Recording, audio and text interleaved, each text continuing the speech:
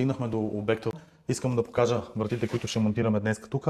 Това е врата от модела Linea Premium на Класен.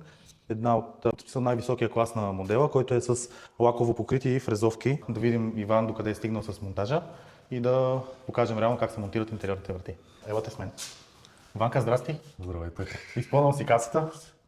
Какво следва сега? Касата, нивелирали сме я и пръскаме леко водичка и след това я опенваме с водата, по този начин по-бързо дърпа пяната.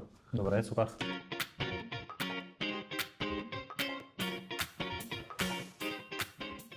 Ванка, има ли нещо важно при полагането на пяна? Значи задължително пяна се полага отвътре на този статичния перваз, който е навсякъде.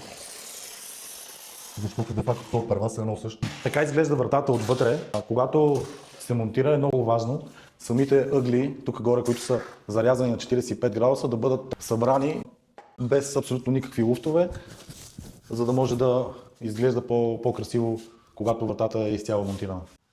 Сега тук е много важно да се сглоби перваза, защото в доста случаи монтажници от други фирми не ги сглобяват, а директно ги монтират и след това се получават проблеми с самата сглобка на перваза. Като пак внимаваме от лицевата страна да е хубаво сглобен, да няма разминавания.